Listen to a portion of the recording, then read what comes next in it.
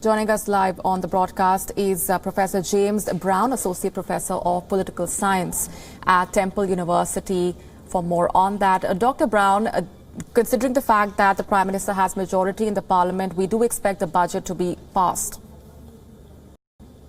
Oh, absolutely. There's no real question about that at all. This budget is going to be passed, and it's going to be a continuation of a trend we've seen over many years in Japan now. This is the ninth consecutive year in which there's been an increase in the defence budget, and it really is an indication of the difficult neighbourhood and the many security challenges that Japan is facing. Tell us more about the messaging and the stern message that really goes out to China when this is the ninth consecutive rise on part of Japan as far as its military spending is concerned.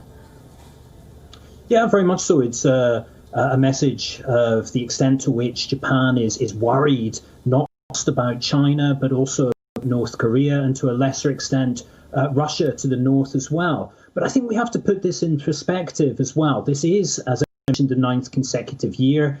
It does make Japan more capable. But at the same time, we have to recognise that Japan still remains quite a modest spender when it comes to defence. It spends around 1% of GDP on defence, even with this record budget. And you compare that with, say, the United States, 3.4%, Russia, more like 4%. So only 1% is really quite a modest amount, given the extent of the threats that Japan faces, as I mentioned, from China, North Korea, and its northern neighbour, Russia, as well. The planned fighter jet, which will be a first in 3 decades, expected to cost around $40 billion. Tell us more about this purchase, and it is going to be ready in the 2030s, we believe. Well, the timing of it is going to be the very interesting thing. So, yes, this would be a jet which would give the air self-defense forces increased capabilities, and especially keeping in mind that China and Russia very frequently approach Japanese airspace. So Japan wants to have the capabilities to respond to that.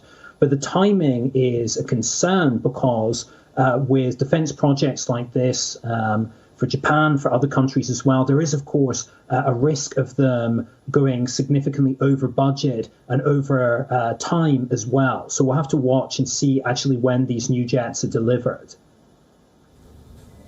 Professor Brown, appreciate very much for joining us on the broadcast with those perspectives. WION now available in your country. Download the app now. Get all the news on the move.